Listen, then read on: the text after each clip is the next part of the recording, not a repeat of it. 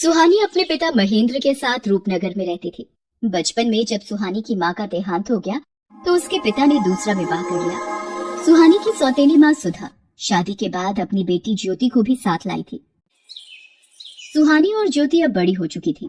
सुहानी देखने में बहुत सुंदर थी। उसके लंबे काले और घने बाल उसकी सुंदरता में चार चांद लगा देते थे। ये देखकर सुधा सुहानी से बहुत ईर्ष्या करती थी।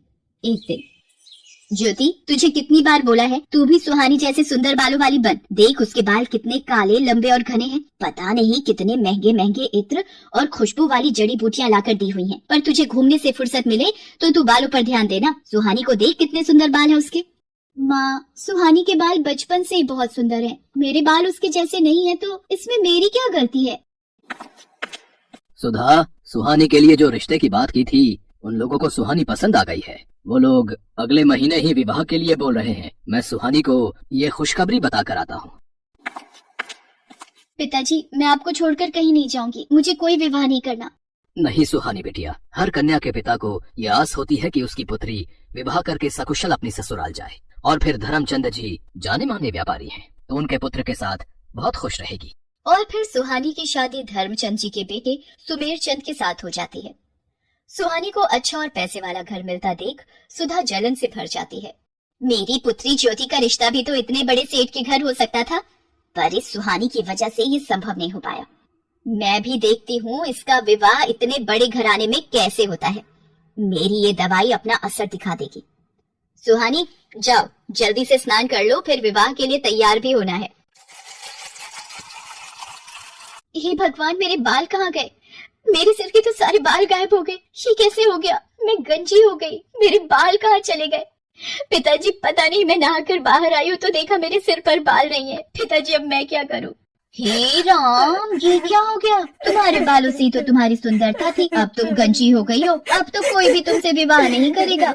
ये सब क्या हो गया प्रभु? मेरी बेटी के साथ ऐसा क्यों हुआ? मेरी बेटी ने कभी किसी का बुरा नहीं चाहा, फिर उसको ही ये दुख क्यों मिला? सुहानी का रिश्ता टूट जाता है। महेंद्र भी सुहानी को लेकर अब बहुत दुखी रहने लगा था। सुहानी जब अपने पिता को दुखी देखती तो वो भी फूट फूट कर रो पड़ती थी। और ऐसा होते देख सुधा और ज्योति मन ही मन बहुत खुश होती थी। अब तो नगर के लोग भी जब सुहानी को देखते तो उसे गंजी कहकर उससे डर कर भाग जाते। अरे, ये गंजी लड़की कितनी बदसूरत दिखाई पड़ती है। हाँ बहन, इसे देखकर तो डर लग रहा है। चलो यहाँ से चलते हैं। हे भगवान, सब लोग मेरे से नफरत करते हैं। मेरे भी सपने थे कि मेरा विवाह होगा, मैं भी अपने ससुराल जाऊंगी। मेरे सारे सपने चूर चूर हो गए। मेरी वजह से मेरे पिताजी भी आज दुखी है। फिर मैं जीकर क्या करूंगी? तभी सुहानी के सामने उसकी माँ प्रकट होती है। माँ, आप कहाँ चली गई थी मुझे इस दुनिया में अकेला छोड़कर? मैं तुम्हारी मदद के लिए धरती पर आई हूँ। तुम बहुत अच्छी लड़की हो। अब तुम्हें निराश होने की आवश्यकता नहीं है। मैं तुम्हें ऐसे बाल दूंगी जिन्हें देखकर लोग तुम्हें कभी नहीं भूल पाएंगे।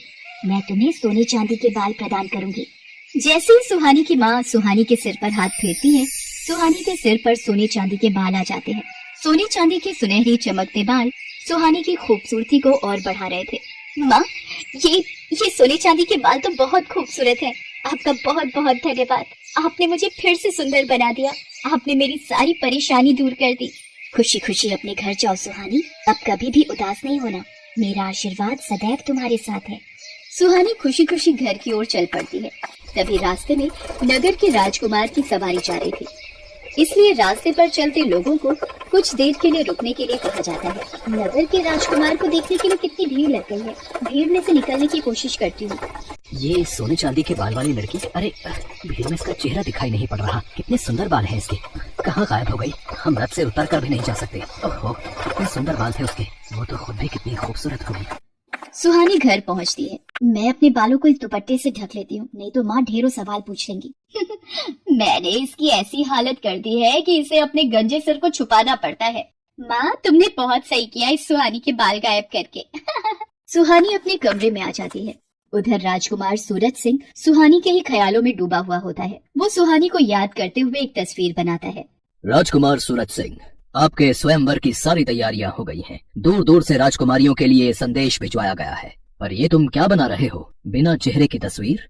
पिताजी, ये तस्वीर उस लड़की की है जिसके सोने चांदी के बाल हैं, और मैंने निश्चय किया है कि मैं इसी लड़की से विवाह करूंगा। बस मुझे उसे ढूंढना है, और वो कहाँ मिलेगी मैं यही सोच रहा हूँ। पुत्र, सोने चांदी के बाल वाली लड़की सिर्फ कहानियों में होती है। तुम ऐसी लड़की कहाँ ढूंढोगे? ये जिद छोड़ दो। पिताजी, चाहे मुझे पूरे नगर में ऐलान ही क्यों ना करवाना पड़े, मुझे सोने चांदी के बाल वाली लड़की ढूंढनी है, और जिस लड़की के भी बाल सोने चांदी के होंगे मैं उसी से विवाह करूंगा। सेनापति जी, नगर में ढिंडोरा पिटवा दिया जाए। जिस लड़की के भी बाल सोने चांदी के हैं हम उसी लड़की से विवाह करेंगे। राजकुमार के कहने पर नगर में ढिंढोरा पिटवा दिया जाता है।